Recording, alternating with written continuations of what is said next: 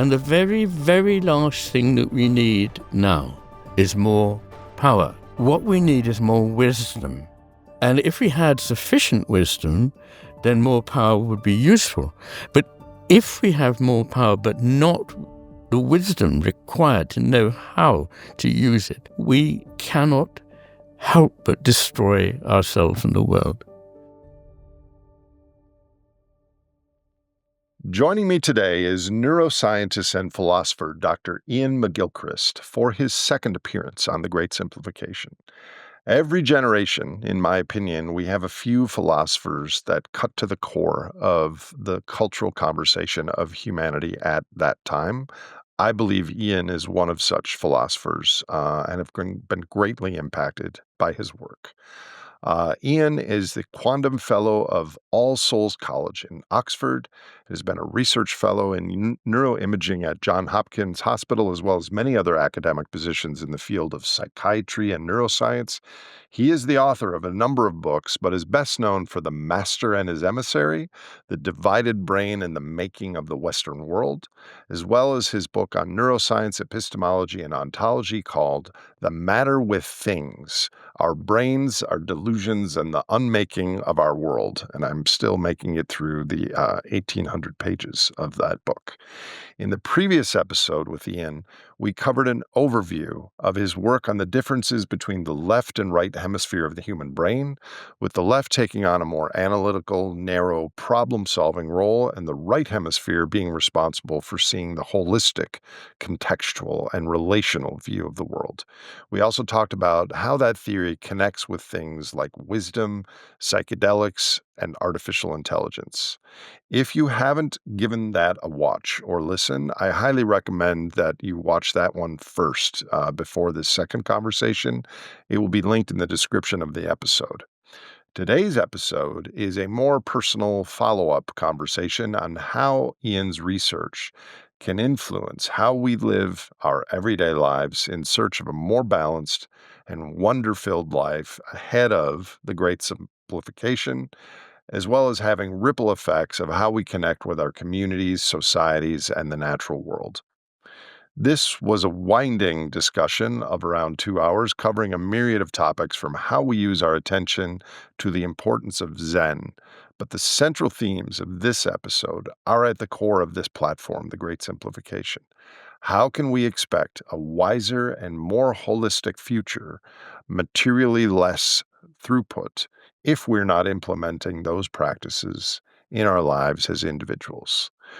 With that, please welcome my friend Iain McGilchrist. Sir Iain, welcome back. Great to see you. I didn't know I'd been honored in this way, but thank you anyway. It's great to be back with you, Nate. Well, as an American, there's all kinds of British citizens that we hear the word sir, and it doesn't really mean much. But in the time since I talked to you first 18 months ago and now, I've read a lot more of your materials, though I haven't read them all because it's like 2,500 pages. And I've listened to your talks, and I've really kind of recognized that your thinking is foundational to what our species faces. And so when I call you Sir Iain, I mean it as an honorific. Very nice. So how are you? Oh, doing pretty well, thanks. Although it's hard to separate oneself from the condition of the world, isn't it, at the moment? But there we go. Yeah. When people ask me how I'm doing, I usually say good or quite well, asterisk. Yes, quite. There's an asterisk these days. There usually is. So it was 18 months ago you were on the show, and you posted a wonderful introduction to your thinking, but we unpack quite a bit the right and the left hemisphere and why Sure. The right hemisphere is generally the center for holistic, contextual, intuitive thinking, while the left hemisphere is dominated by analysis, categorization, and kind of narrow-minded problem solving. And of course, we needed both in the environment of evolutionary adaptedness But now the roles have switched, and the master, which should be the right hemisphere, has become the emissary to the master in our current culture, which is the left brain kind of problem-solving categorization. So today I wanted to just assume that people know that general context and take a deeper dive into the situation that humans and our 10 million other species in the biosphere face.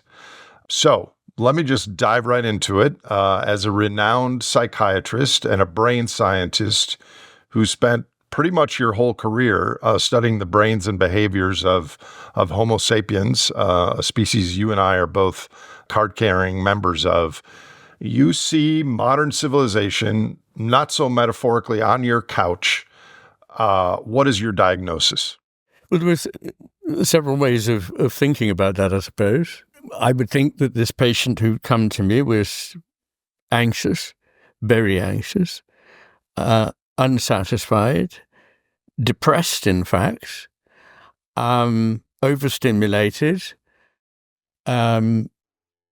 over-involved with his or her own inner life and not enough with a more general vision of life. I would think that there was a sort of problem, not necessarily an innate problem of narcissism, but that was part of the picture. And that at another level, I would say that they were, as I believe we all are now, and this helps to explain why we're so unhappy, we're taking on board a vision of ourselves and of the world, which is so far amiss and so far short of the reality of who we are that it is not surprising that we feel unfulfilled, frustrated, depressed, rudderless, and as though there is no point in things. So I would see this anxious, depressed patient, I would see that person as over-dependent on their left hemisphere's thinking, and I would see them as, in a simple sense, somewhat narcissistic. And when you give that diagnosis, is that like taking 8 billion personality tests and getting the average? No. Or is that diagnosis you just described to a culture as a whole? Oh, very much the second of those. I mean, I think it's very important, again, as in everything, to see a patient, and in this case, a whole society, holistically, rather than simply scoring them, going back once again to trying to measure things. And I mean, occasionally that can be very helpful, and I'm not against it at all. It tends to be what psychologists rather than psychiatrists do. And it has a place. But I think that when you're dealing with somebody that's sick, you need to have a holistic human understanding of what it is that's going on for them and why they feel the way they feel.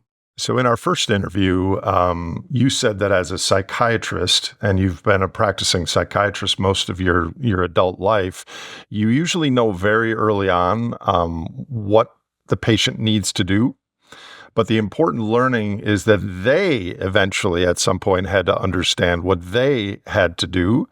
So you telling them solution didn't matter until it was paired with their own recognition. Exactly. How does this individual therapy map on to the civilizational diagnosis you just gave?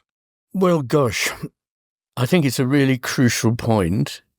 And I think it's important to emphasize what you've said, which is that people don't hear it when you tell them when you first meet them, well, what you need to do is more of this or less of that. And that's because they're not in a place to think like that, to see their problem in the form that you are seeing it. So it's not just that it's somehow wrong, but I'll buy it and go with it. It's like it's useless. So the analogy here is that people want me very often, and it's a very understandable reaction. I paint a picture of the modern world in so many respects as a reflection of the triumph of left hemisphere thinking over far more subtle right hemisphere thinking. black and white, cut and dried, either or, categorical, abstracted, theoretical, but not actually in that place where that is lived experience. And they want me to give them some answers. And that's very understandable, because with left hemisphere thinking, one of the problems is that you see everything as a series of problems that must have solutions. But I think that instead of thinking in this problem-solution way, which has not worked, I'm not saying I don't think it's the best way to approach things, this individual problem, individual solution way. I'm saying it is not working, it has not worked, it never will work, because it purports, what it deals with, as the left hemisphere always does deal with, is an immediate, isolated question or problem. It's the one that helps us get stuff in a situation quickly. But what we are always dealing with human society, and a fortiori looking at the complexity of the natural world and even more of the whole of the earth, we are looking at a complex system in which there isn't a simple cause and effect chain going on. There are many causes for every effect, and they interact with one another.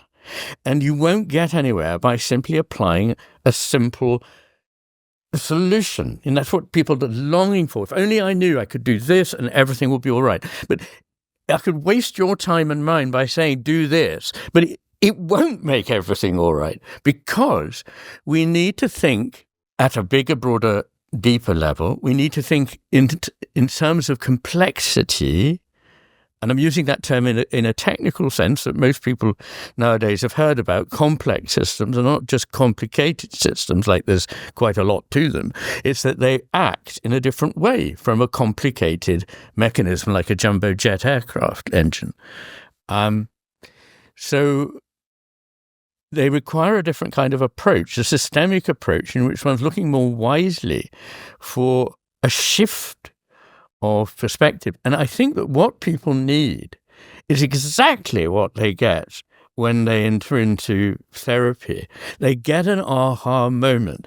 And my problem as a very naive young psychiatrist was being able to see the solution in outline, but not allowing them to get the aha moment in which they see something different. And it may actually be the same set of circumstances, just seen from a quite different point of view. It's like that illustration of the duck rabbit. You keep looking at it and thinking it's a duck, but hey, it's actually a rabbit, or whatever it might be. So it's that kind of change. And in thinking about this, if I may, Nate, and I'm rather tentative in bringing such a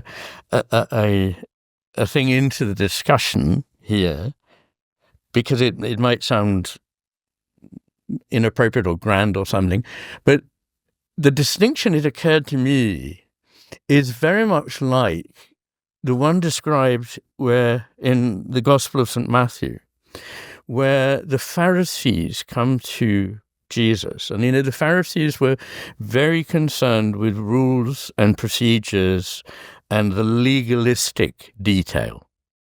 And they said to him, which of the laws is the most important law? So it's almost like saying, so which is the one that I really must obey? And Jesus said, and I can't remember the exact words, but I think it was, love the Lord thy God with all thy heart, all thy soul, and all thy mind. And the second commandment is like that. It is, love thy neighbor as thyself. On this, he said, on this hangs all the law and the prophets. In other words, our tendency is to get things back to front, to think the rules, the procedures, the things we do are the important things. But it is the disposition that matters. And from that comes, on that hangs all the law and the prophets. Now, what I've struggled to get across, and I keep on trying to find a better way of putting this, because people think, oh, well, that's all very well, but I want something concrete to do now. What I'm trying to say is that simply doesn't work. And lots of the problems we have now are actually due to previous attempts to solve a different problem, and they've left us worse off than we were. So what we need to do is to change the way in which we think. It's about the how, not about the what. And that, incidentally, is another hemispheric distinction. The left is interested in things, objects. The right is interested in the way in which something is done. Because if you do the same, apparently, in the abstract, the same thing, or say the same thing, but with a different heart, a different intention, it changes it completely. Boy, I have so many responses to that. So what percentage of this, as a neuroscientist or a psychiatrist, you mentioned people's belief or wanting assurance that everything is going to be okay. What percent of the opening of awareness or aha is that they recognize that things are not okay, and that it opens them up to a different way of thinking? Said differently, the role of this podcast is to integrate the various foundational tenets of modern civilization: energy, money, environment, human behavior, ecology, all of it. And it's pretty clear there are some serious things wrong. Does a recognition and a facing of that reality bring someone closer to that aha moment? Or is it the opposite, that it's, I need to know that things are going to be okay.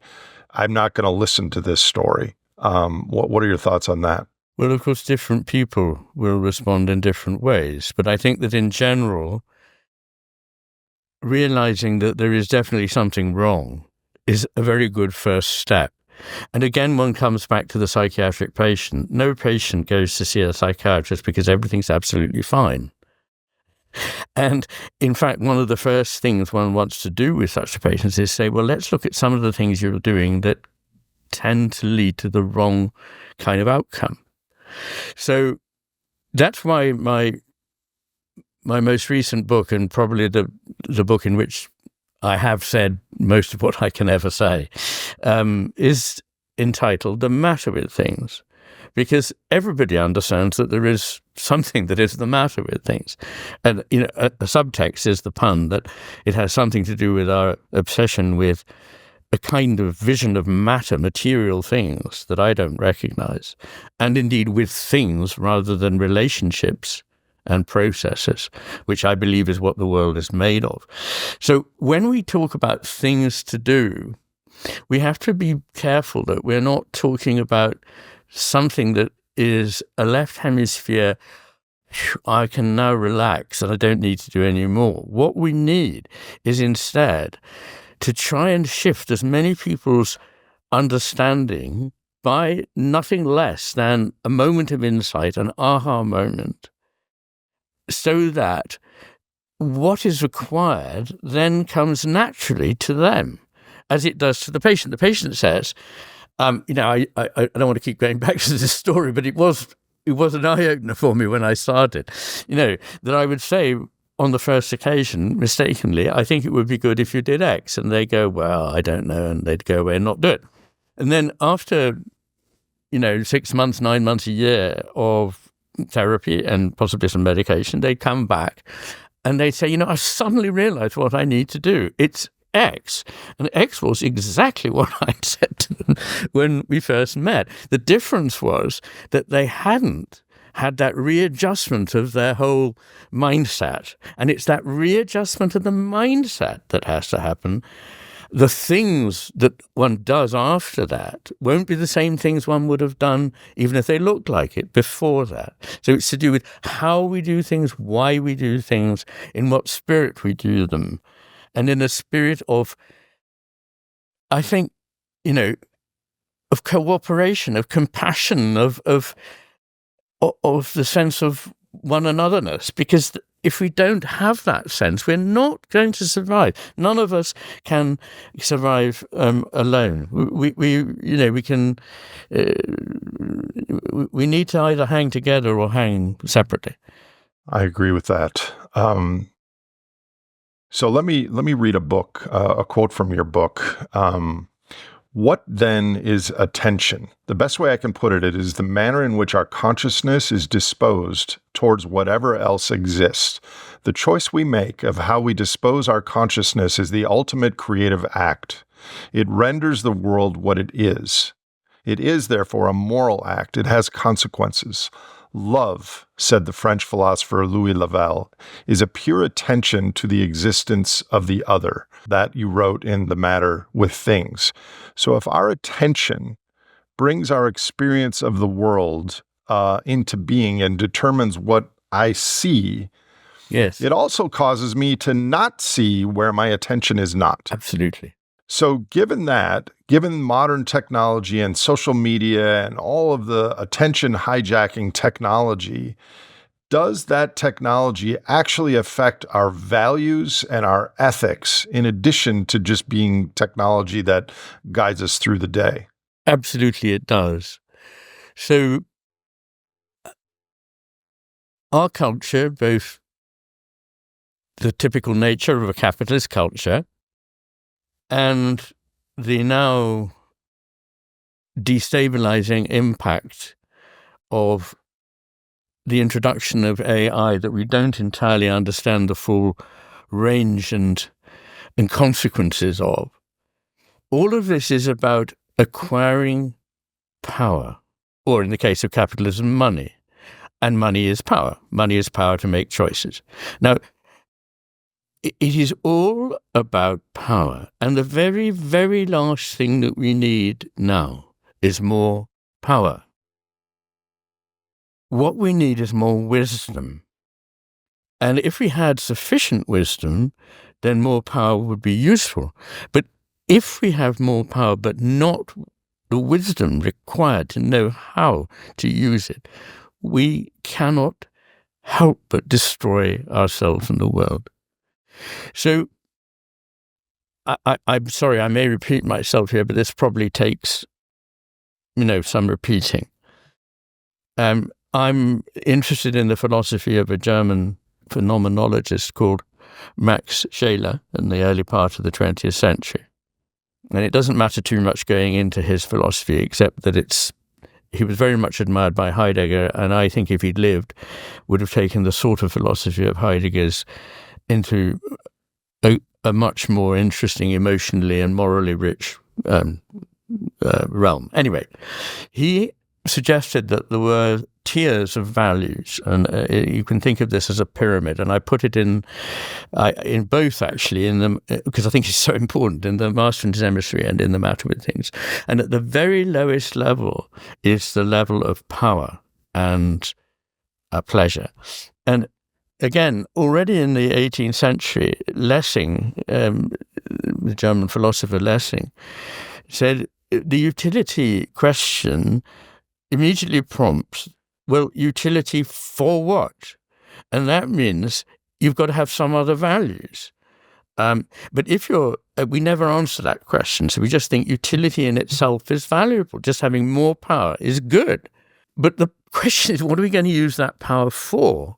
And here we come to my insistence that what we need is wisdom, not power, that the values with which we exercise that power are of primary importance. And what are those other values? Well, he suggested that the next level up was what he called Lebenswerte, which are values of life. And what did he mean by that? He meant things like nobleness, generosity of spirit, magnanimity, bravery, and their opposites, cowardice, small-mindedness, and so on. But above those was a more important level of values, not that they're not important, but they're less important, than beauty, goodness, and truth. And above those, which he called the geistige Werte, which means the spiritual values, or the intellectual values. In German, the word Geist happens to mean both. And then at the top, das Heilige, the holy.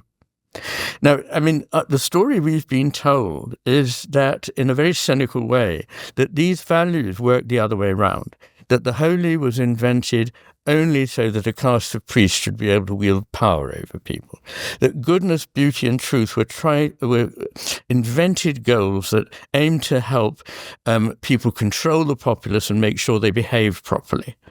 And the sort of values of self-sacrifice, of magnanimity, generosity, are the sort of things that in the game of evolution the suckers go for, and those who can exploit them for it are the winners, because in the end the only thing that matters is power, the bottom level of this pyramid.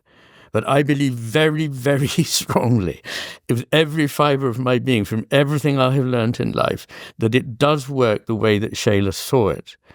And I didn't really realize until perhaps, of all my life, I thought that the concept of the divine or the sacred or the holy was important. And I don't need to emphasize it for people who react badly to this kind of thing. But all I can tell you is that I think it is of the highest kind of significance. And one of the reasons that we're in a mess is because I think we have neglected our spiritual lives. And our spiritual lives, whatever you think of is meant by that, but our belief in something that is bigger and greater and more valuable than just us being here, but takes us up into it. It's not a diminution. It's not a way of putting down humanity. In fact, it's the reductionists who put down humanity. We're just a competitive ape who's not very good at things compared with a machine. But no, the vision I'm suggesting is one in which we are honoured to be able to take part, and we can talk about what a human being is and why there's life later if we want to, because I think they're quite important. But your question was, so does the way our society works, does this stop us from seeing certain things? I think was the key thing that you said. And I think it absolutely does, because obviously if attention changes the nature of what it is you attend to, so you see something different, then very obviously it can also block your vision of something, and you may not even see it at all if you don't attend to it. So if I may just give in to the pressure from people to say one thing that they'd like to do, I can tell them one thing, which would be a very good start, which would be ask themselves, what is it that the way I habitually think about myself and the world is stopping me from seeing? What is it that our culture now is stopping us from seeing? And one way to think is, what did other people in other times and places, by no means stupid people, quite probably at least as intelligent as ourselves, what were they seeing? And why do we no longer see it?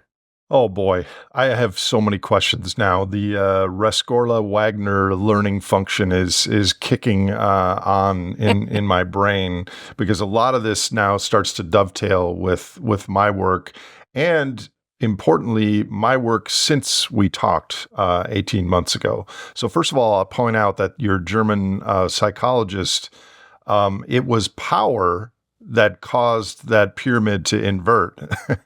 I mean, it was yes. Human social power somewhere that inverted that pyramid. Sorry, I think I'd just say Shayla was a philosopher, really, not a psychologist, but he was psychologically astute, yeah. So in the intervening 18 months since we've spoken last, I've converged on a story that the stakes of our time are no less than power versus life. That's what's at stake. Absolutely. And power was limited by, we didn't have surplus back pre-agricultural revolution. Everyone ate about the same. There was different status, but we didn't carry stuff around. There wasn't storable, lootable stacks of grain or gold or anything like that. Then we found agricultural surplus, then fossil carbon, then money, printable, and now created by digital pen strokes. And now AI is turbocharging the whole thing.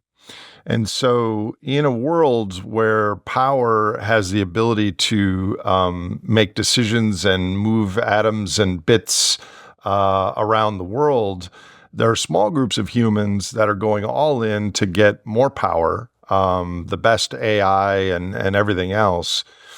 And that's pulling the rest of society and the biosphere towards a cliff. So here's some questions on that.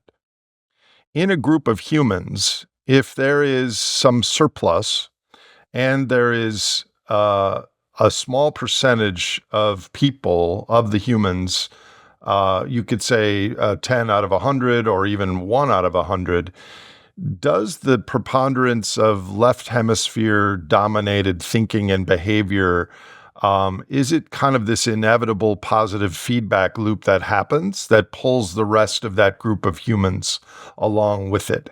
Does that make sense? Because it feels like that's what's happening, because lots of people aren't dominated by power. They're just part of the downward causation of the economic superorganism going through their motions, following the cultural zeitgeist. What do you think about that? The insidiousness in the presence of all this economic surplus, that left hemisphere thinking becomes a virus almost. Yes, I see why you say that. I'm not sure it's exactly what I would say. I think the problem, and I'm thinking back here to other societies, other civilizations before our own that have, if you like, fallen off the same cliff. And the common factors were, yes, material overreach or territorial overreach or both, and a sort of decontextualization of each human life from the necessary togetherness of manageably sized social groups. So as a civilization got bigger and bigger and people got further and further removed from those over whom they had control and thought in more theoretical and therefore typically left hemisphere terms about what the solutions to things should be, things started to go wrong. And you can trace in the art of these civilizations, I'm thinking here primarily of the ones that I know best, which are the Greek and the Roman, you can see everything signaling left hemisphere takeover here. And I'm not sure that it's sort of contagion from one person to the next exactly, although I can't rule out that that obviously plays a part.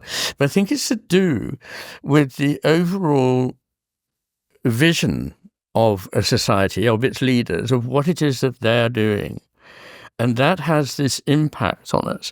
And what we desperately need is to be able to secure a number of like-minded people who see the world differently and have a vision which speaks to people in such a way that they go, my God, yes, I see what it is I've been missing. So I really think the first question that anyone should ask is, what is it that's missing from my life? What is it that I know other people have had, and in other times and places, cultures have had, but we don't seem to have this. That is the clue. So, yeah, I mean, we could take that anywhere. Here's where I'd like to take it. I just had a profound thought, which as a teacher and a psychiatrist, you might smack down immediately. So we are a product of evolutionary forces. There's something called multi-level selection. E.O. Wilson, David Sloat Wilson talked about cooperation and competition, both being hardwired in us, depending on our ancestral conditions, that selfish individuals outcompeted cooperative individuals within a group, but cooperative groups outcompeted selfish groups, and therefore we are all descended from both of those. You might also argue that the left brain and the right brain offered similar multi-level selection situations in our evolutionary past. What about if power and life at a cultural level is now the next signpost and threshold but we've never lived on a full planet where we're impacting the biosphere. And now the evolutionary selection is really between power and life continuing in any reasonable form, the way that it has evolved since the last mass extinction. And so I wonder if there's a multi-level selection occurring this century applied to our species, and maybe, within individually within. And, sub question to that, is there any way that those people who are right hemisphere balanced could become leaders? Because it seems like the left hemisphere categorization and goal seeking and power accumulation, by definition, gets selected as leaders. What are your thoughts on all that? Ooh. That's a big bite. Yes. Well, the first thing to say is that, and I think this is in what you were saying, is that species that have thrived and prospered have been those that have learnt to cooperate. They have been able to compete, and I think competition at a certain level, in a certain degree, is healthy. I don't think it's a negative.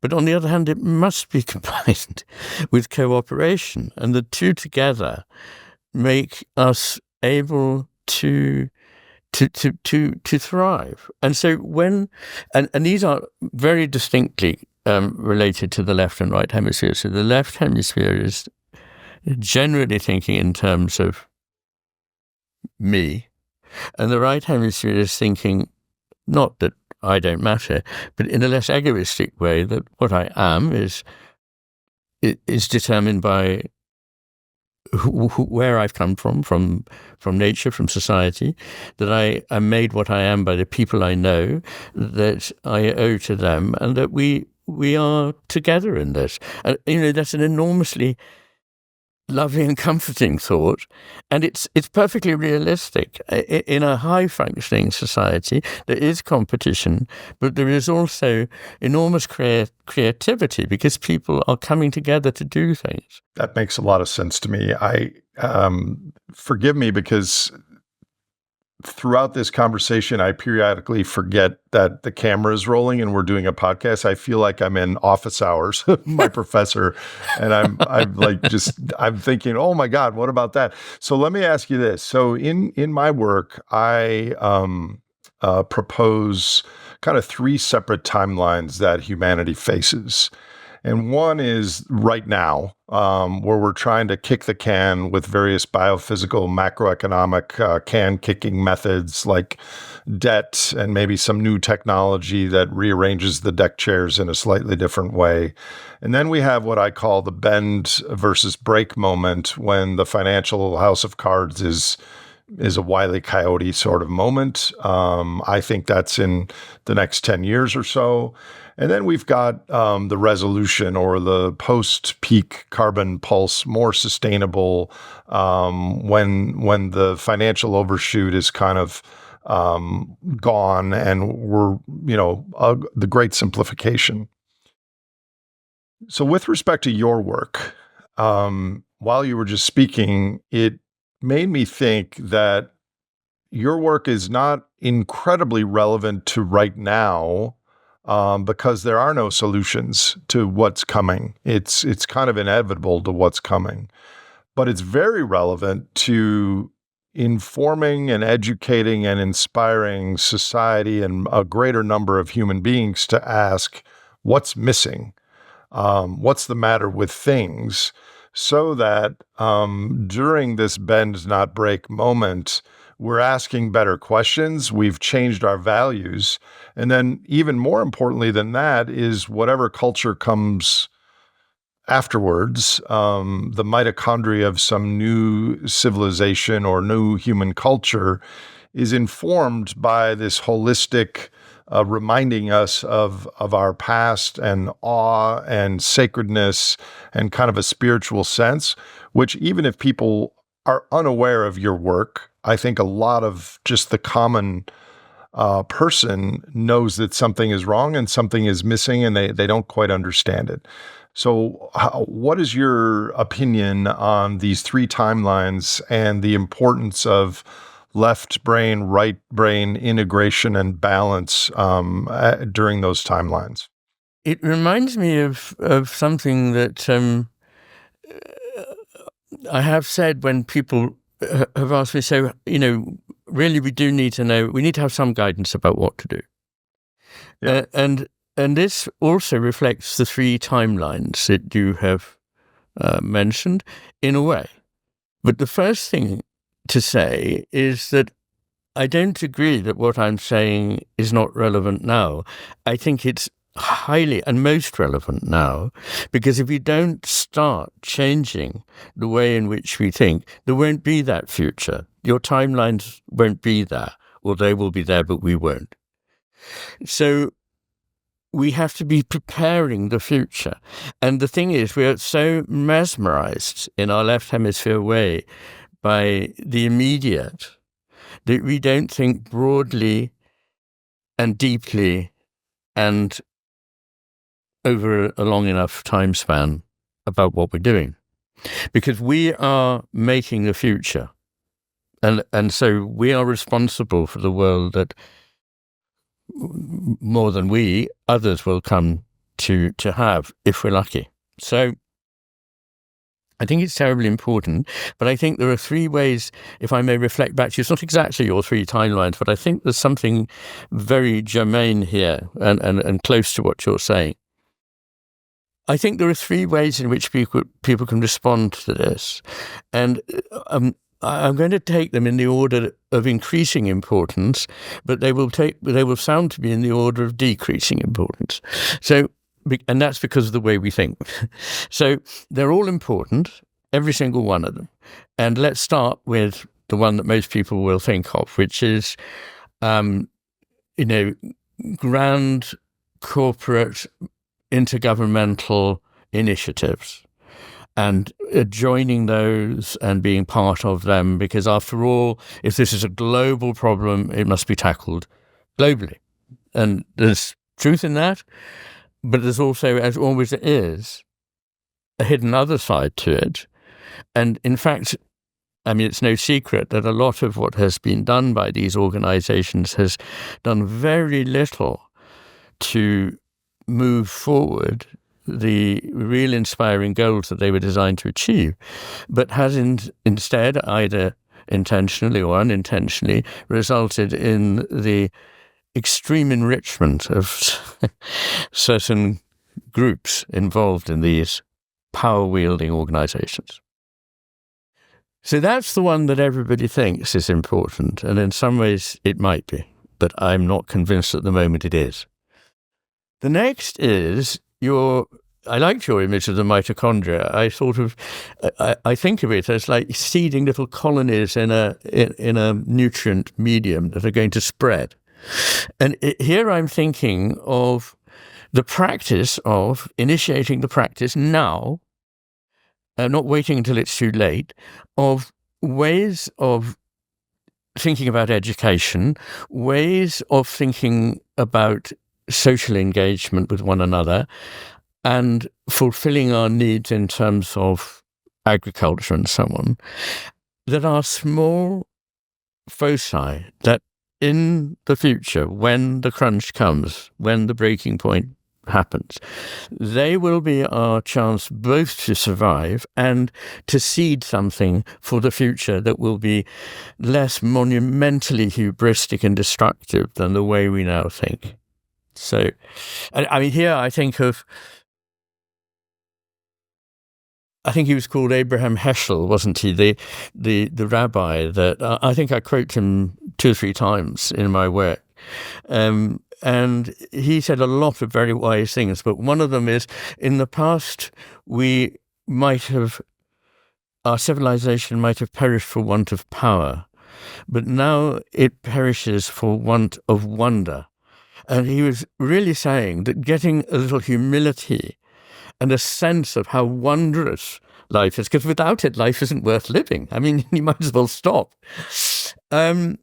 Without those things, we are doomed. So these things that sound, in a way, kind of airy-fairy and not gritty, because they're not what sort of bankers and politicians talk about, are actually the real deal. They are the real things that are important. I loved your notion of power against life, because I do believe that we are not living life fully. I think we're living now in a simulacrum of life. We're not actually living life. And I found this extraordinary quotation in the 19th century from a novelist, Swiss, I think, novelist called Kuhnberger, who said, "Life no longer lived." I thought it was extraordinary. It really kind of went like in my heart, and I've never removed the dagger. And I think he's so right. Anyway, to come to the third point, the third sounds initially, how's that going to help? But it is actually, in my view, the thing that must happen, the only one of the three that must happen. And luckily, it is something that doesn't require a great deal of power or a great deal of money or a great deal of time. It just requires a desire for the world, for life, for nature to thrive, and for our lives to be different from the ones that we have now. And that is to begin, if I may put it this way, in the space within the inner temple. Now, that can start not even tomorrow. That can start today. Because what I'm saying is we need to begin a process of examination of what our values truly are, of what we are leaving behind, what we are doing to help here. And people think in this very spatial, typically left hemisphere way about how small they are and how big the world is and how much bigger the cosmos is, and the world is just a small thing in it. That doesn't matter at all, because what's going on this earth is extremely important. It can't be more important, actually. I think there are enormous things that are at stake here to do with the values of life and spiritual life. And we don't know how big the changes we make can be said to be. I sometimes say, if you truly experience love, and in some ways, of course, love is not just erotic love, but is also the basis of the moral and spiritual life in almost every tradition. If you do experience love, how big is that love? And actually, what you experience is the only thing you will ever experience. The only thing that you will ever experience is what goes on inside you. I mean, I don't mean that the whole world is made up by us, and that's a whole other story, and I definitely argue against that right from the start. But nonetheless, your experience is only your experience. It is of other things, but your experience is your experience. And how you experience it makes the world and your life and everything you find in it what it is. So there cannot be anything more important for you. Now, you might say, well, yeah, but isn't that being selfish? Because it's just about me. Shouldn't I be bothering myself on behalf of other people? And yes, there are ways, of course, of doing that in a more explicit way. But we don't know what the outcome of thinking and talking in a new way can be. Margaret Mead, I think, the great anthropologist, said that it's not just that some movements begin from a small seed. Every movement, however big, begins from a small seed. It has to. That's how movements begin, just as an oak grows from an acorn. We need to be part. Don't be discouraged by the idea that you're too small or what you can do is not important. What you can do is extremely important if it is, if you like, centered in, directed towards the purpose of enlarging what is good, beautiful, and true in the world. Let me summarize some of the points you made in our first conversation and apply them to what you just said and to my own work. Let me unpack this a little bit. So I think you've watched some of my Friday musings. They're called Franklies. And I have a therapist, a craniosacral therapist I know nothing about. But after she works with me, I have much greater balance between my sympathetic and parasympathetic nervous systems, and I just feel more grounded. And she said that she watched some of my Franklies, like a smattering of them, and that she loved the content. The concepts were very interesting and relevant. She could tell that I was kind and positive. But on some of them, she could tell that my nervous system, my fight or flight, was activated, and that I was predominantly in my sympathetic nervous system, and that could be transmitted on camera to others. So a lot of the things that she's helping me with are things that you recommended in our first podcast, which is to slow down, to listen in the quiet, and also to not worry about being productive all the time, but to have fallow periods. Yes. And that sometimes the greatest bursts of productivity came after a period of not doing much at all. So you also said in our first conversation that you are a student of and an adherent of Eastern philosophies like Buddhism and Zen. So here's my question. At a time when things are chaotic in the world and about to become more chaotic, if there are people who slow down, become more fallow in order to be healthier and eventually more productive, to be more quiet, to moving towards the right hemisphere, is that enough to combat the left brain power hungry dominance of the economic superorganism? In other words, is ascribing to being Zen in these times relegating to becoming a witness of what's happening, or can it, one human change to 10, to 100, to 1,000, to 1,000,000, actually change the initial conditions of the future? What are your thoughts on all that? Well, first of all, I think that last thing is true, but I'd also say that I don't think that having a Zen cast of mind means that you never do anything. Help me understand that. I think one of the things is that to be always productive is very unproductive. To be right.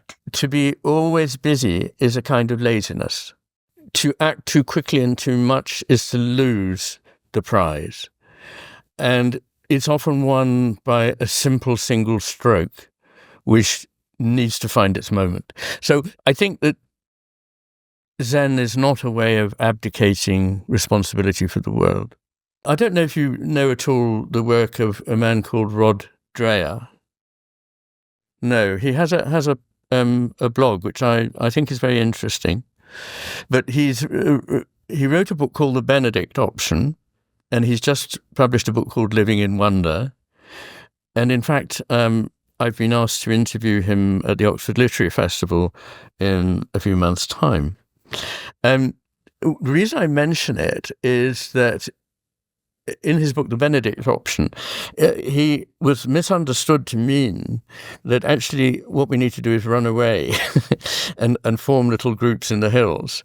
And I'm not saying that either when I talk about these small nuclei, these mitochondria, as you put it, that it's a running away. It's a tough option, but it is and it's an engaged option, but it is one that is sufficiently removed from the pressures of quite unnecessary forces that buffet us in everyday modern urban Western life. It's removed enough for something good to come out of that. And I often think that if there weren't, I mean, even if it came to this, if there weren't monastic communities, I very much respect them. And you may know that in my younger life, I anticipated I might become a member of such a community. I haven't, and I'm sure it was right that I didn't. But I think that if there weren't such places, I would feel that the world was an immeasurably poorer place, and that there would be nowhere, as it were, where any kind of spiritual stability, stabilizing, was housed. I guess that's at the root of my question, is these nucleotides or mitochondria or small groups of humans living generally the directional way that you're describing, slower, quieter, it is all of that, the slower and quieter and all those things. And I didn't want to repeat all the things I said last time, which probably were much more practical than what I'm saying now. But I think that I'm not saying that these, I always come down to this figure 3%. I'm not sure who it was who said it, that if you can change the way of seeing the world of 3% of people, you have the basis of a movement that will, really carry the day. I think it was Malcolm Gladwell, but I'm not sure. Oh, right, maybe. Oh, okay. Yes, I think it was before. It might be wrong. But in any case, it's not that people would be simply keeping themselves to themselves. I'm saying that when we have a point of view that we think is important, we act on it, and we all have different strengths. We speak about it, we do it, we try and promulgate it in whatever way we best can. But also, I think it's not just utilitarian in that way, that it actually does change the way people think. So we don't know quite how contagious a way of thinking can be, and we don't know quite how that contagion spreads. But again, to talk of somebody that, whether you are an adherent of Christianity or not, that you have to, I think, admire Jesus Christ. He was a poor man who was effectively treated as a criminal and died the death of a slave. And yet, and he didn't have social media, and he didn't give public lectures, but somehow whatever it was that he was saying was so important that people were prepared to sacrifice their lives to see that it was transmitted. So there is something that happens when ideas that are very, very important have their moment, and people see them and feel their mind changed. And that is the key thing. It's this, I don't want to get away from the idea of an aha moment, because I think without the aha moment, it's too easy to carry on with business as usual, thinking, oh, I've now, in a very left hemisphere way, I've now got all the right hemisphere principles and I'm doing fine. I think there actually has to be a bump in the journey, really, and that sometimes, as in faith, I think losing faith for a while is a very important stage post on a deepening of faith. And I think that understanding certain ideas, you go through phases where at times, you espouse certain things, you then let go of them, and then only later you can see what was important in them or what was not important in them. So we're changing all the time, and that's good. So in terms of knowledge, I mean, again, to be a bit zen about this, there is a big distinction between ignorance and not knowing. So if you ask me what's the answer to this question, I mean, I might be entirely ignorant. You might ask me what's the coefficient of expansion of brass. I don't know the answer off the top of my head. But you might ask me, what is the meaning of life? And my not knowing, I think, is somewhat wiser than my coming up with a simple formulation. So there's a kind of ignorance that is this side of knowing, and a kind of unknowing that is that side of knowing. And it's where a lot of very important teachers and thinkers have ended up. I mean, among them Montaigne, que sais-je, And it is also, again, a common saying of those who have followed the spiritual path. So let's go to some of the questions that caused me to rip up my outline of questions that I sent you. Don't rip it up. Go ahead. No. You emailed me and you said that asking the right questions is more important than any answer you might give. Yes. So let's start there. Why is asking those questions more important? I don't have an answer. No, sorry. By the way, all the questions I sent you are questions to which I don't have a ready answer. Well, why is asking those questions more important than finding practical solutions? Because, again, not all questions are born equal, and not all solutions are. So some questions are questions about what am I going to have for breakfast? And there needs to be a solution to that question, or at least an answer to it. And it's not difficult to find. We don't fret over it. But there are far, far more important things, like what should my life be directed towards? What is my life for? What is nature, and what is our relationship to it? What is the cosmos, and what is our relationship to it? In fact, those particular questions are the questions that I most find myself puzzling over, and I'm not disappointed that I haven't come up with the answer, like, the famous 43 or whatever it was that in the Hitchhiker's Guide to the Galaxy one came up with. I mean, that is a perfect, a beautiful, ironic comment on the nature of such questions. But they are the important questions. And the reason we need to ask them is, first of all, we don't know if we can answer them, but by going deeper or not, by going deeper into the examination of them, we may get closer to truth. You may notice, if you've looked at my book, The Matter with Things, that I call the first volume The Paths to Truth. So how can we know that anything is true at all, or truer? And then I say in the second volume, so what then is true? And I never use the word true in the sense that is often used in contemporary Anglophone Western philosophy as a kind of point that theoretically you can arrive at, where there is a thing out there and you know the steps of the path to get to it, and the reward will be you will possess truth. Instead, I believe that that truth can never be possessed. But that doesn't mean that you don't strive towards it. And in striving towards it, truth is asymptotic. Truth is asymptotic would be a very good way of putting it. In other words, you can approach it as near as you like, you will never arrive at it. And what I like is that the Greek word for truth, aletheia, means an unconcealing. So what we are doing is not putting together a truth, as if Michelangelo made a statue out of an arm, a leg, a torso, and a head and put them together. But one is unconcealing something, as Michelangelo did for several years, simply throwing stone away, and there at the end of it was David.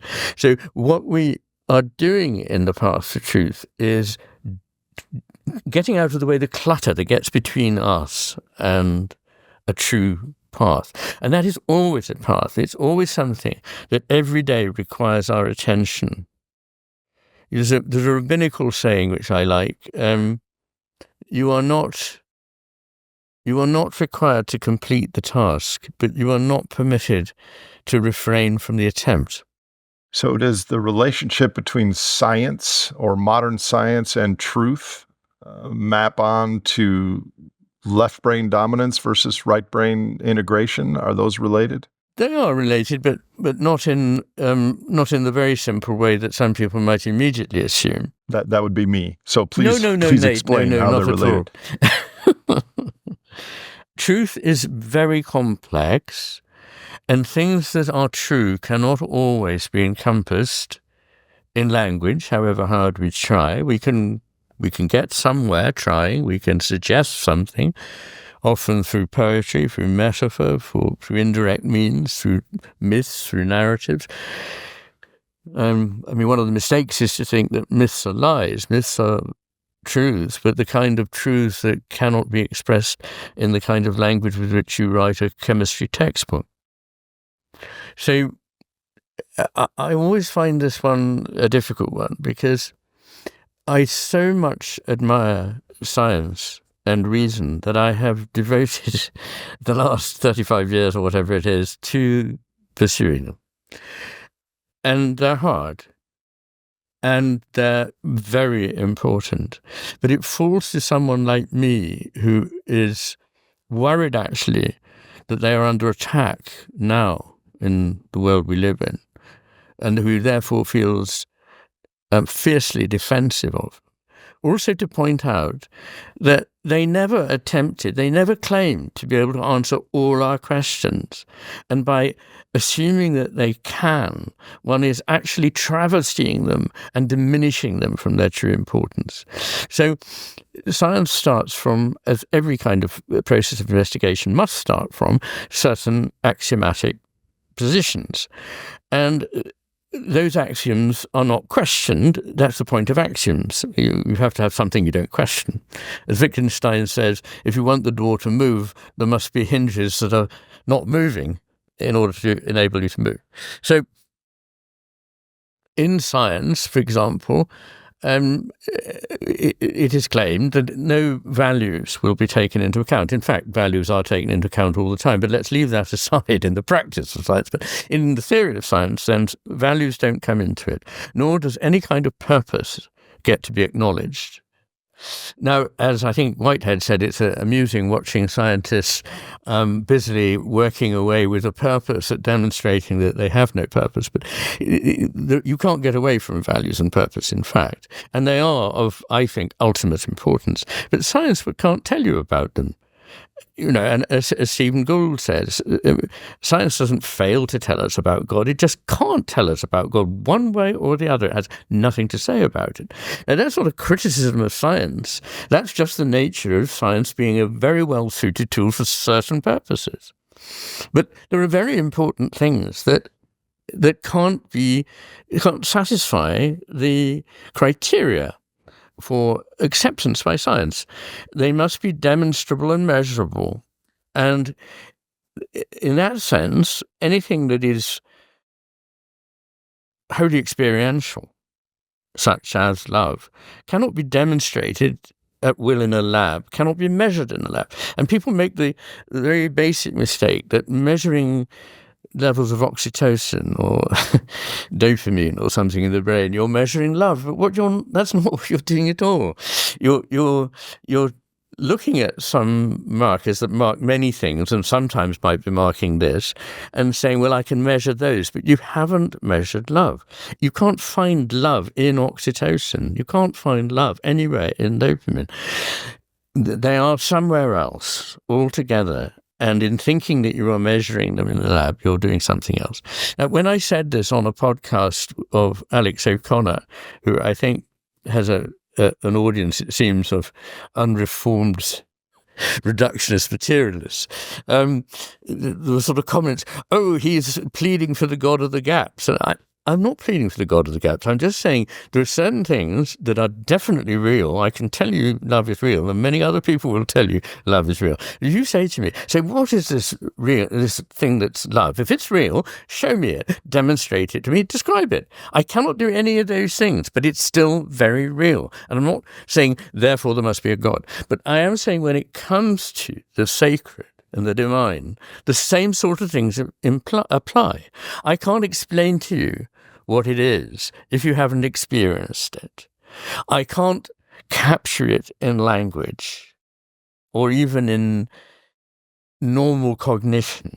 You can up to a point, but to the degree that you do that, you're actually traversying what it is you're attempting to approach. So I hope that I've made enough. I can say a lot more, but the point I'm making is that truth is of many kinds, and it isn't just the kind that can be demonstrated in science, nor are things that reason cannot reach irrational. Music is not irrational. It's terribly real. It's very moving and important. And my life would be very impoverished without it. It's not irrational. It just isn't encompassed by reason. It is supra-rational. Now, lots of things that we value, just about everything that makes life worth living, is supra-rational. Friendship, love, sex, worship, awe, wonder, beauty, nature, painting, architecture, myth, ritual, you name it, all these things that are so rich in meaning and so important, but they don't have that, fully encapsulated in language or reason. So given what you just said, and earlier you said that truth is asymptotic, is it true then that everyone has their own truth? irrespective of No. science? No, Okay. that's a ridiculous idea. Okay. I mean, don't get me wrong. I mean, if somebody says, my truth about this person is that he or she is whatever, and you say they're somebody different, I don't say that people can't see a person in different ways or even see an experience in different ways. That's right. But the idea that you can just make up truth is appalling. And if there was any credence given to this, we would be incapable of either speaking or acting, because there'd be no point in saying anything, because it would be neither truer nor less true than anything else that could be said. And there'd be no point in acting towards a certain goal, because there'd be no truth in the idea that this goal was important. So the idea that truth can be made up is one of the most pernicious things that has happened in academe in the last, I suppose it's since the 60s, since just before I hit Oxford.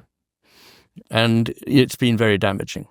So are things like E equals MC squared and a barrel of oil has 5.7 million British thermal units, are those science or truth? Well, they're scientific truths, I suppose. I mean, science deals in truths, and those are truths of a scientific kind. And, you know, science has its truths. It's no good. I mean, now it's under a double assault from sloppy postmodernism, like sort of, oh, well, you know, 2 and 2 might be 4.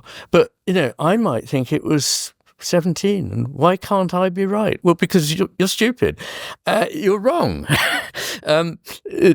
Numbers have the qualities they have, and saying that in a different base of arithmetic the answer will be 5 is to completely cheat, because it's just saying you're going to do arithmetic in a different way and the answer 5 means something different. So no, there are things that are clearly true, but there are also things that are more complicated and about which there are different strands of truth, and I don't claim that I've seen all the truth.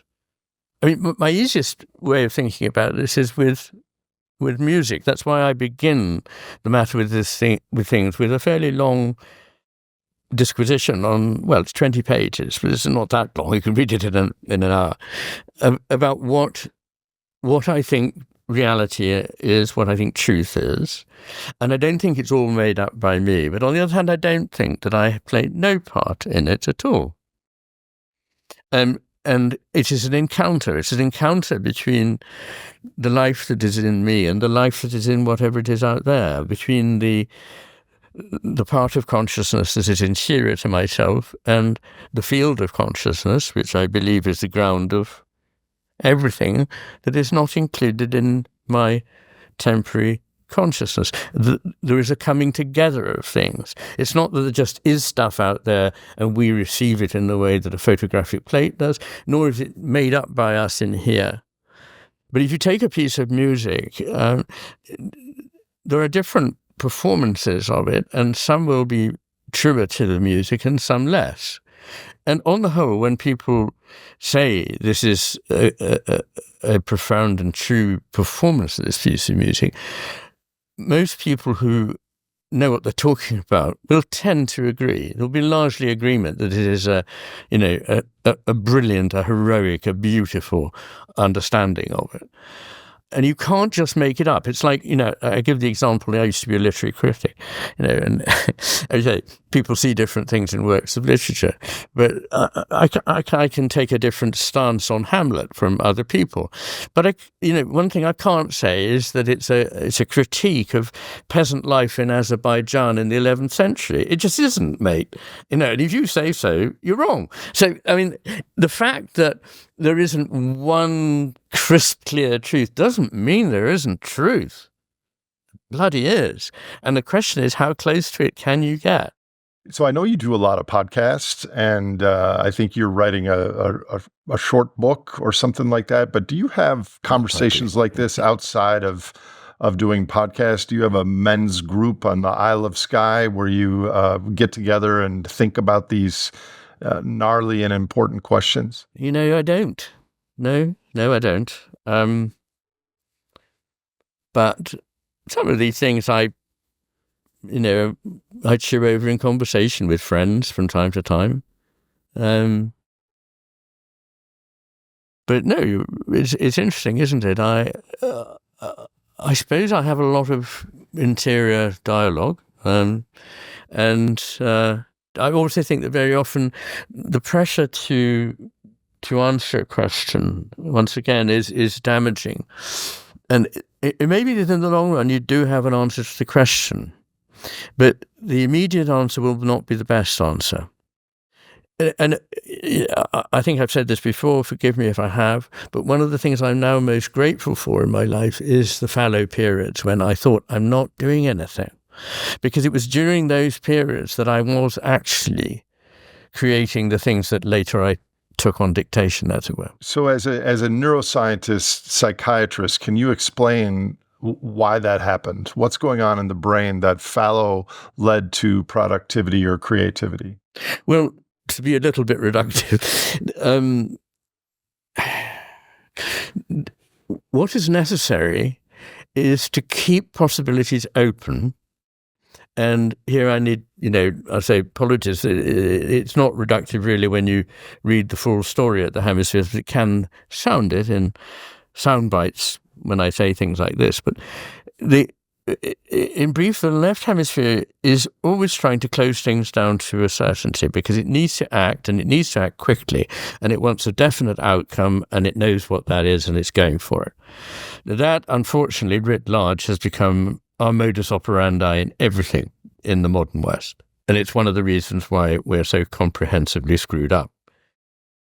The right hemisphere, which literally sees more, attends better, perceives better, makes better judgments about what it is it's perceived, is more intelligent cognitively, emotionally, and socially, and is more creative in the way it uses what is going on in its awareness. The right hemisphere is trying to do the opposite to the left hemisphere. It's trying to say, but it might not be this. This is why Ramachandran calls the right hemisphere the devil's advocate. It might be, but hang on a moment. Before you close it all down into what you think you so cleverly know, think it could be something different. This is rather like my question that I've been banging away at during this interview with you about people asking themselves the question, so what am I missing here? So fallowness gives you iterations of the left and right interacting with each other over time. Narrowness of focus means that you won't see things except under the spotlight, as it were. It's like the story of the man who's found looking for his wallet, and he's looking under the light and he can't find it. And somebody said, "Where do you drop it?" And he said, "Well, over there." And they said, "Well, why are you looking here?" "Well, because that's where the light is." And that is the way we are now. Is that the left hemisphere has a spotlight, and that's the bit that we're very aware of, and we're frantically looking and we can't find it. Well, the answer is look outside of where the spotlight is. Now, to do this, you definitely need to switch off that eager grasping of, yeah, I got it. I've got a name for it. I've got a category for it. I know how that fits in my system. All those things are not very smart, intellectually speaking, and they will lead to the wrong answers. What you need to do is to be more agnostic. And just literally in terms of the structure of the left and right hemisphere, the left hemisphere has many more tightly self-involved nodes, and the right hemisphere has much better transhemispheric, across the whole hemisphere connections, white matter connections. It tends to think broadly. It tends to make connections that are broad. It tends to see the bigger picture. The left hemisphere has lost all this already because it's so set on having an answer now. Come on, tell me what it is. I don't even care whether it's right or wrong. I'm just going to go for it. And it's narrowing down the pitch in moral terms, in spatial terms, in temporal terms, in terms of meaning. So let me ask a follow-up to that, and then I'll try to tie it together. So in the email you sent preparing for this, you chastised, not the right word, but you cautioned me that all the people that interview you say, what is the formula? What is the formulaic answer, the steps? And you're more interested in questions like, why is there anything? Why is there life? Why is there human life? Who are we anyways? What is the point of life? Those sorts of questions. So when you sit and contemplate on the Isle of Skye in the stillness, and you have conversations in your mind about those things, like how does that go? Are you having a dialogue while you're cutting the hedges or doing chores, or what is going on inside the mind of Iain McGilchrist as you ponder these unanswerable but vitally important questions? Well, it's a total mystery to me. How can I answer this? Sometimes, of course, when I'm cutting bread or doing some simple thing, yes, my mind is on something else. Sometimes it's on the very business of cutting the bread. I can't really generalize about it, but I think that one of the things that happens is one sleeps on problems. So one thinks about something, one reads about it, one thinks, I'm not entirely satisfied with that. What's the answer to that?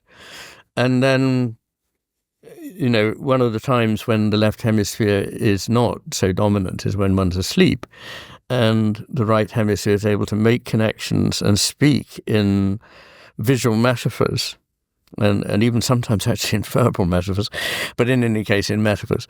And not all of that is meaningful. Some of it is absolutely not. But sometimes it can lead you to something you were neglecting. And you may not even know that it has led you to that. You don't have to go, oh, I see, in my dream, I learnt that. But the fact is that while you were dreaming, your thinking about this subtly changed. And the fact of you having dreamt about it also means that there's a greater chance that you will have a conscious awareness of whatever it was. But lots of what's interesting goes on in an area where one is absolutely not aware of it. So,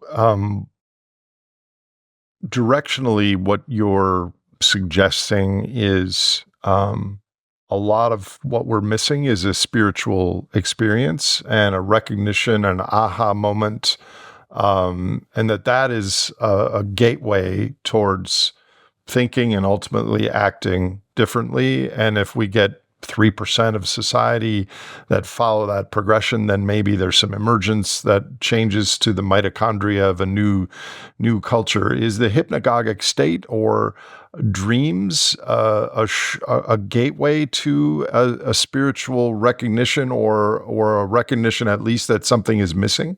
And I hate to be so depressing with this thought, but the last 6 months or so, because of the weight of the world, I have intense dreams. I take melatonin and magnesium and theanine and ashwagandha sometimes before I go to sleep. And I have amazing dreams. And some of my best Franklies are ideas that I had when I was dreaming. But I wake up and I see the emails and I see what's going on in the world and I feel sad. And sometimes my dreams are much better than the real world. I'm telling you that as a psychiatrist, but what are your thoughts on all that, Iain? I'm spiraling down a rabbit hole. Well, my thoughts about it are that very obviously important truths do come to people in dreams. In fact, the answer to some scientific conundrums have come to people in their dreams. For example, the structure of the table of the elements came in a dream. To Mendeleev, and quite possibly the structure of the aromatic ring, which is the basis of carbon and structures and therefore of life, is said to have come to Kekulé in a dream.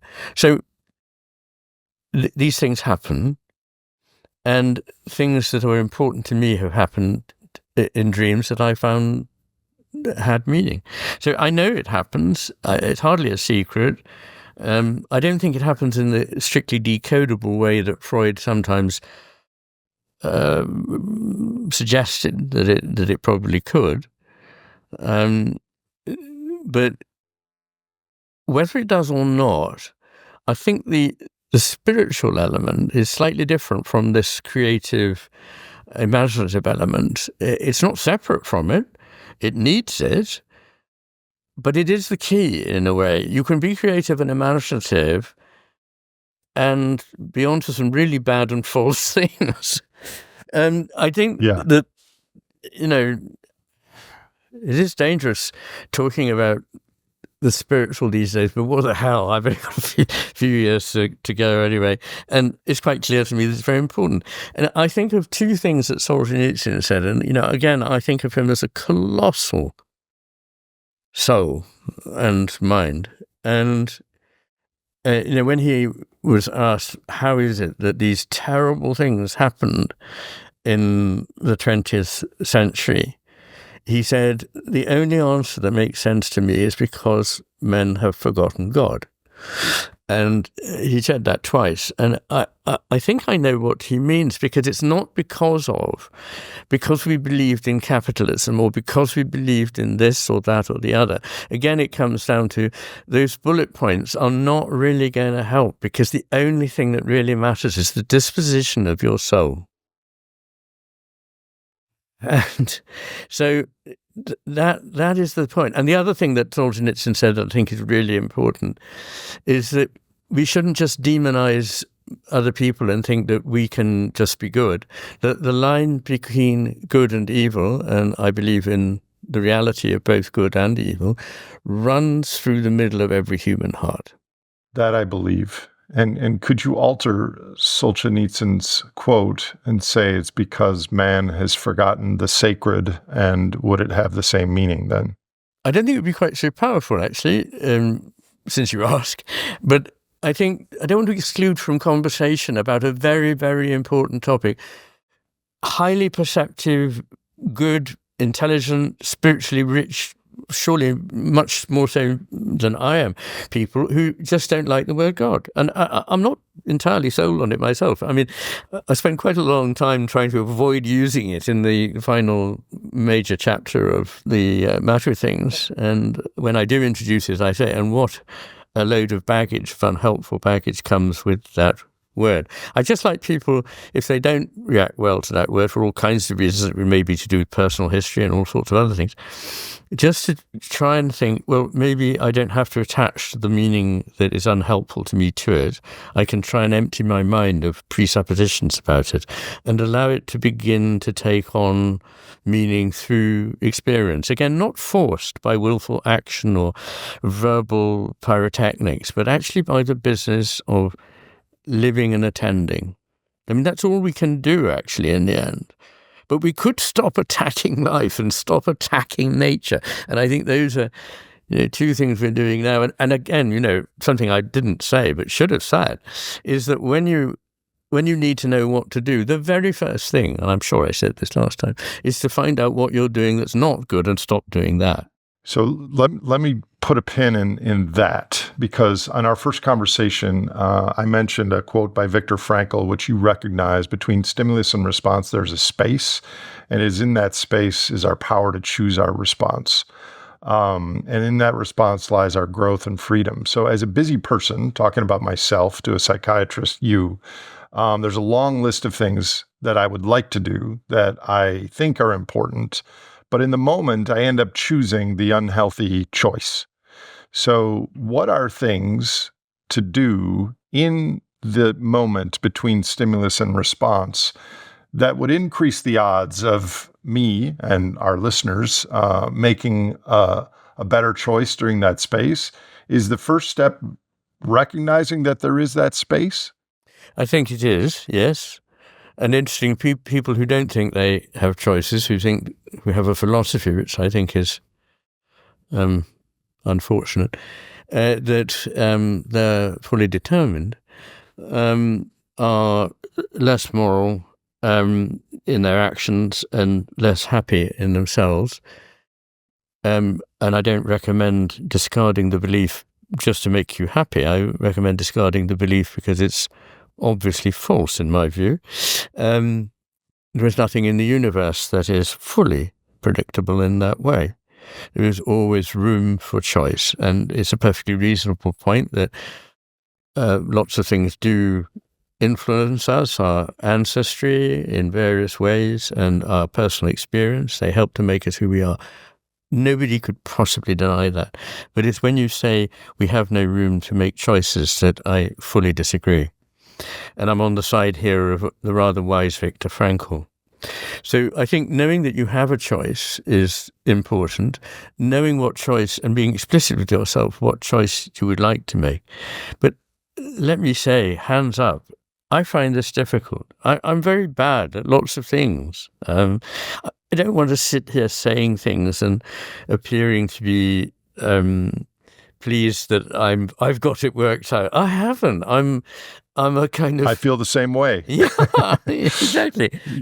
So I don't know what the answer is, but there are helpful things, like, and perhaps even writing and signing something that says, I will, for the next week, when I get to this point, I will not choose this, I will choose the other two. The writing formalizes it into a social contract, which social contracts in our evolutionary past were kind of important. Yes. So it's formalizing the intent. Exactly. And it's like it's now out there. It's not just nebulously in my mind. It's sort of like, you said this. It links you in the past with you now. I actually tell my friends I plan to exercise every day or do whatever, because there's a little bit of responsibility than me just saying it in my mind. I stopped doing that when I realized that I wasn't going to do it. It was just embarrassing. That too. I've had that trajectory.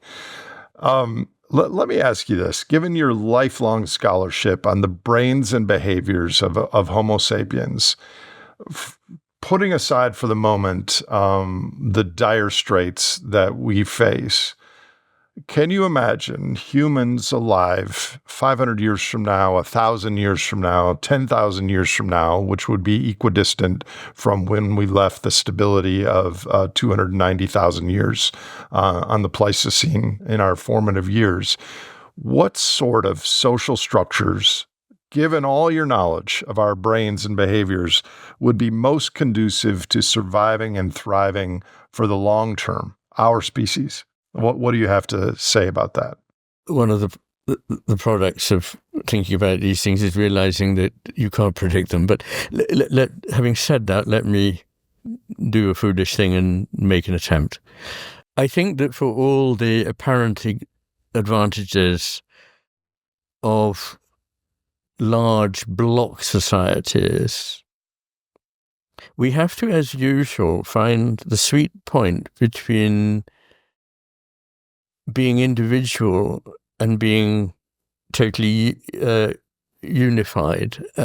So atomism is not a successful way for a society to flourish, but neither is two great forces of dirigism and convention.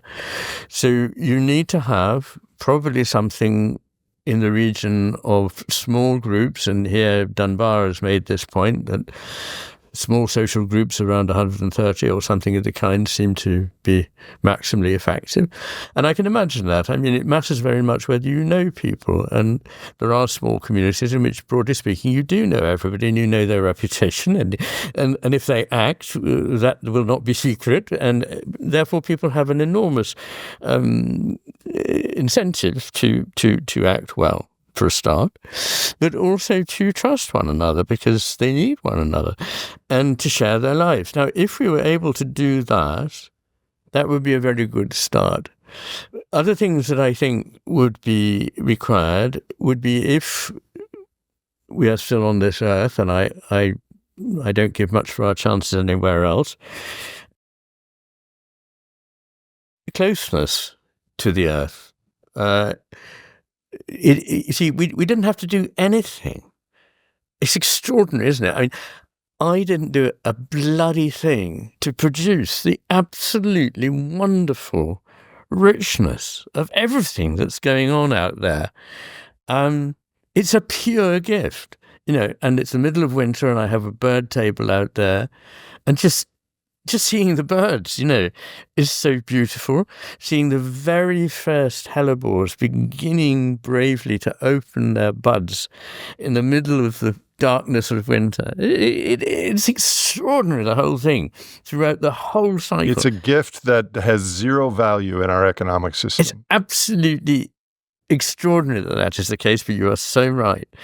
And it's that kind of thing that, I'm talking about when I say we need to re-engage with our social life, our rootedness in nature and in the cosmos, not just because it's good for us, because it is, and there's massive evidence that without those connections we don't thrive, but because it's also good for them. I mean, I believe we give back as we relate. The relations work both ways. An encounter is an encounter for both parties, and at the moment our encounters with nature and with the cosmos are horribly diminished. And that makes us think that we are horribly diminished. And we then stop using the faculties that we may have. After a while, you don't have the faculties anymore because you didn't exercise them. And we don't know what it is we're capable of. I mean, that is another very, very important point. I think we totally underestimate what we could do. And we need to start acting as if. I mean, I think it was in the Master and His Emissary I said, on the matter of God, one of the things you can do is to begin by acting as if there were a God. You're not saying there is, you're just saying, okay, what's it like to act as if there is one? Because I think unless you do that as if exercise, you won't actually find out anything about what you're really wanting to discover. If you sit coldly waiting for the thing to declare itself to you, you can wait until you're in the tomb. So we need to open ourselves to the beauty that is a gift. We need to be able to increase the beauty that is in the world. I think each one of us can in very little ways. We don't have to be Leonardo to do that. And also to simply eschew lies. I mean, just to not any longer voice things that we all inside know are lies, but we all say them anyway because we feel we'll be attacked if we don't say them. So don't say the lies. That's very important. Another thing, Solzhenitsyn's great speech, is a Nobel speech, was one word of truth outweighs the whole world, which is a Russian proverb. So to add to what is good, to respond to what is good, to live with and enjoy what is good, to add to what is beautiful, to live with what is beautiful, to respond to what is beautiful, and to do the same with what is true.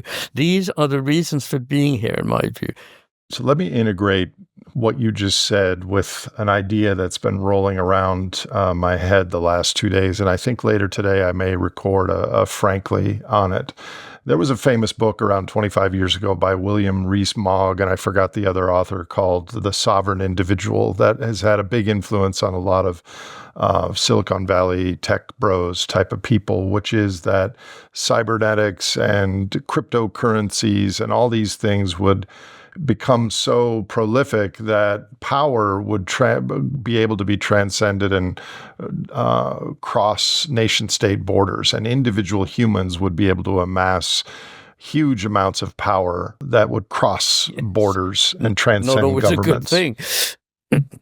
No, but I think in the battle, and I don't like using the word battle for obvious reasons, but in the situation we face between power and life, I think we also have a responsibility, some of us, the 3% that you mentioned earlier, to become sovereign individuals wide boundary style, which is to have the intellectual framework of systems ecology, but above that to have the physiology of what you mentioned, the stillness and listening and slowing down and the parasympathetic nervous system and the psychology of all this and the spiritual aspect of it and the ecological and the cultural, and that we need humans to, I mean, you didn't use these words, but to wake up and become better, different than we have been.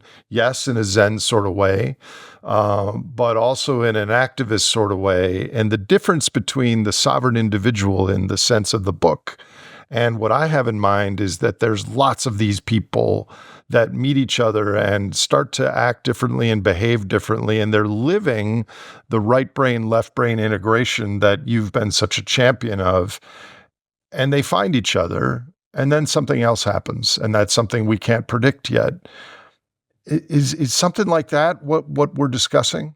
You see, the trouble with an expression like the sovereignty of the individual is that it's compatible with a number of wholly different kind of perspectives. Well, I was just using the name of the book. Yeah, I know. I'm not saying that. But since you've introduced it, it requires comment in a way, because when I was saying that we have choices, that is one expression of the sovereignty of the individual.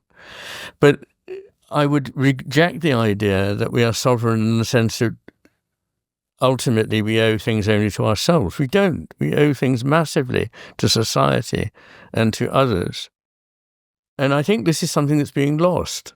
I think that now there are enormously rich, really obscenely rich people in the world, far richer than many of the industrial magnates of the 19th century.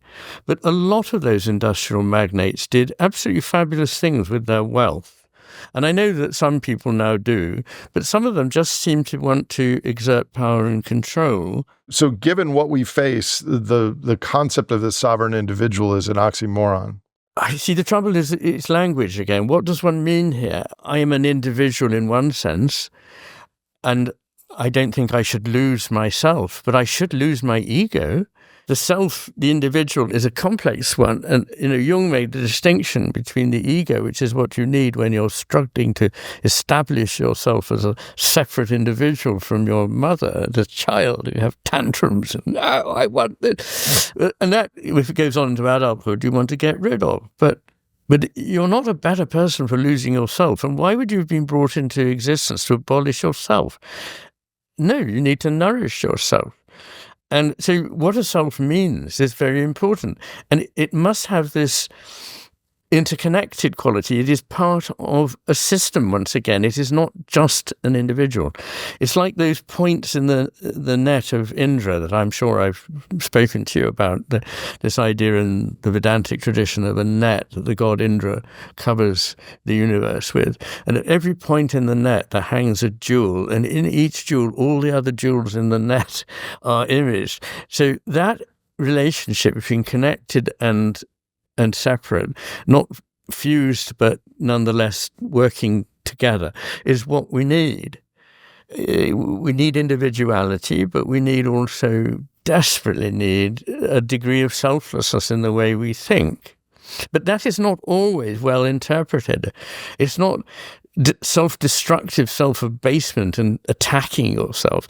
That's histrionic and actually very unhelpful. And to a psychiatrist, a person who's always just attacking themselves, they're not helping themselves or anyone else. They need to actually stop and think, now what can I actually reasonably expect of myself and do? Here's a question I've asked other guests. I didn't anticipate to ask you, but since you are so meticulous and authentic when I say a statement, that the clarity of the words, how much of our disconnect between the left and the right hemisphere dominance in our culture is due to English being the lingua franca and the way that the English language is constructed relative to some indigenous languages that have lots of verbs instead of nouns?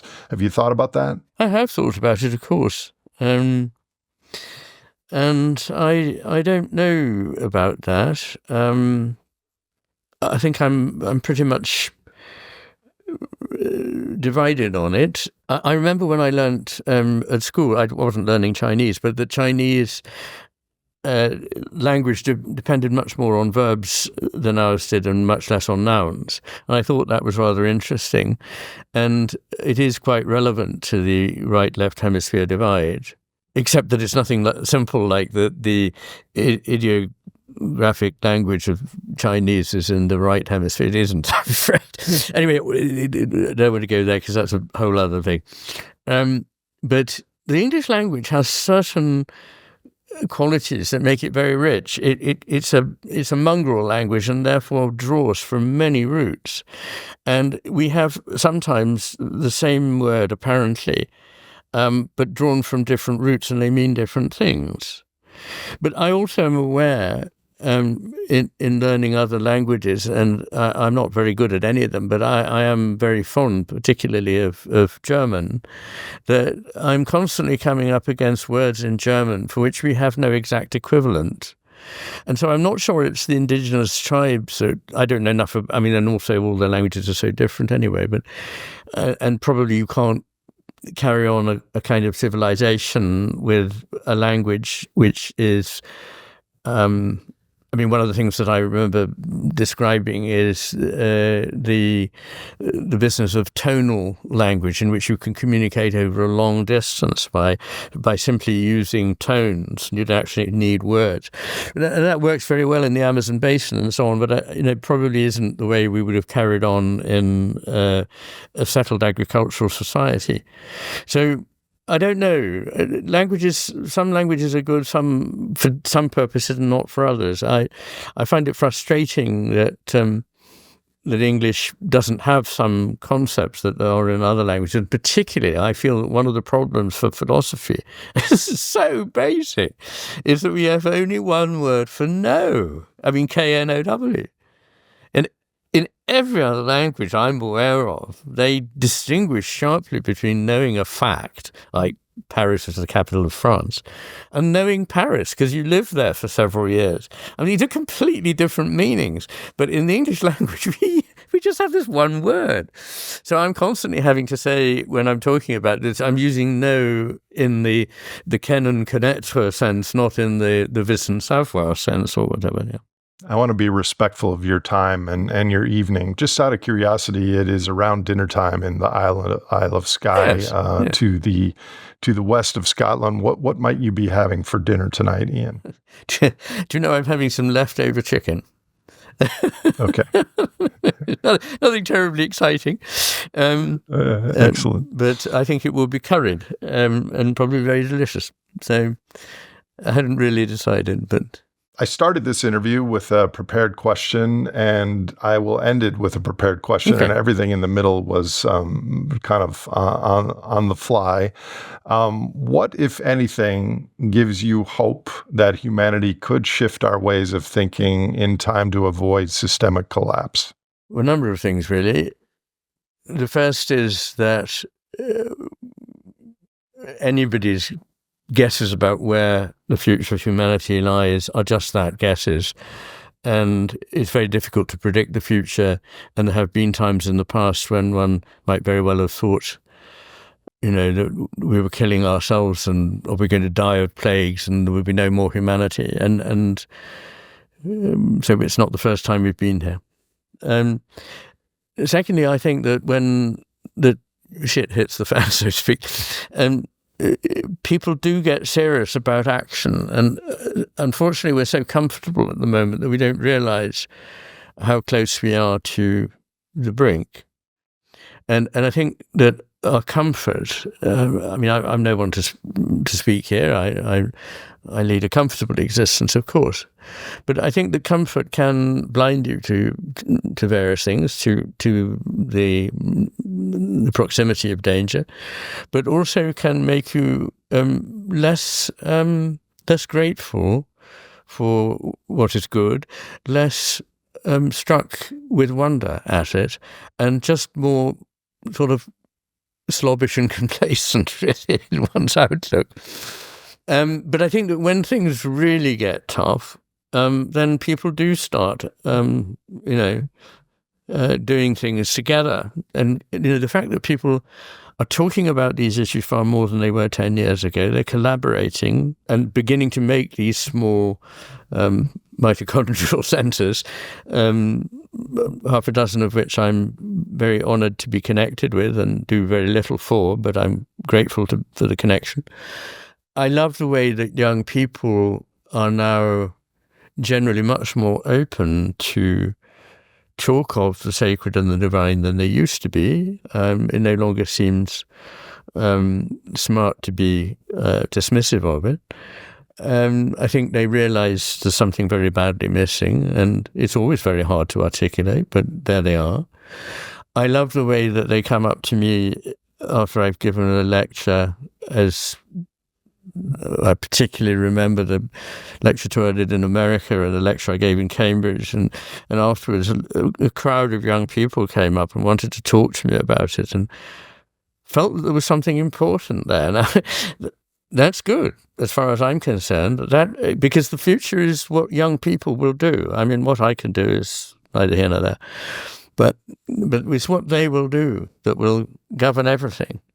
I like to think I can offer some insights, but there we are. So I do think that, and also I just am hopeful because I can't believe. I mean, humanity may very well be very much diminished in number and in power, and that may be a very, very good thing for humanity. And I don't think, though, that humanity will be completely wiped out. And I think that whoever survives will, by definition, have the attitude that will enable them to be able to carry things forward in a more, oh dear, that word sustainable, but sounds so bureaucratic. But what I mean is a way that can actually be sustained by us and our poor, suffering planet. One of the difficulties is the language, isn't it? But there we go. Is there any question that I could have asked you that you would have liked me to ask? Well, yes, possibly. Although I have talked about it once or twice on other podcasts, but then, good heavens, can't expect people to see more than a tiny handful of them. But it's my growing conviction of the directedness of the cosmos.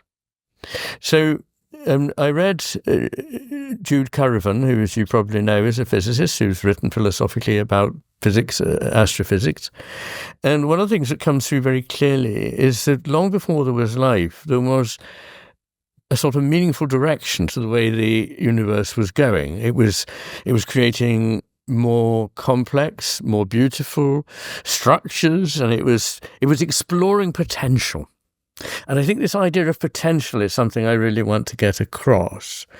That whatever you may think about this cosmos, whenever it started as this simple ball of a few elements, it had the potential, it must have had the potential, because we've seen that potential fulfilled, to grow in complexity and order and beauty, and eventually to create life, and eventually to create Bach's Matthew Passion. I mean, this is the point. If you believe that matter is simple dust of no consequence and absolutely without meaning or consciousness or direction, then it's quite extraordinary stuff. Because after it's been milling around, bumping into itself for a few billion years, it happens to write Bach's Matthew Passion, which is one of the most sort of, consciousness-altering experiences you can have. So what I think there is directedness in the cosmos, and that gives me hope that the direction won't just be cut off. And then on top of that, far more interestingly, really, is the business of life. And I suppose that when I was young, but not for the last 30 years, but in the first part of my life, I probably thought of life as being very separate from inanimacy because of how very obviously different it is. But I've moved from a position where there's a hard border to one where there isn't really. And I'm not really talking about the nitty-gritty of RNA and all that. I'm just, that comes into it. But what I'm thinking is that the qualities of life are actually there in a very, very, very minimal form in the universe that we like to call inanimate. So it does structure itself. It does respond. It isn't just passive. It starts to do things. It expands in places and so on. So it's building, it's creating. And with life, this process is simply a billionfold more powerful. And instead of taking literally millions of years for a reaction to take place, it can now take place, in a fraction of a second. And again, I'm not just talking about chemical reactions, though that is also true. But what I'm really talking about here is our responsiveness to the cosmos. We come out of the cosmos, but we're not the cosmos. We're both in it and we're distinct. We're one with it and we're not. And it's the ability in that situation where there's separateness but not by any means total disjunction, that there can be relation. And I believe the cosmos is essentially relational, that everything is relational, that relations exist before the relata, before the things that are related. And the reason that there is a cosmos is that the ground of being, whatever that means, and it's impossible to capture it in thought or language, but whatever it is that underwrit this whole thing happening, has the nature, a creative nature. It is essentially creative, and it is essentially relational, which is why in most cultures that I know of, in their spiritual tradition, it is thought of as love. And love is nothing if it is not relational. And that therefore there is something that comes into being in relation with that ground of being, and that is the cosmos that we are part of.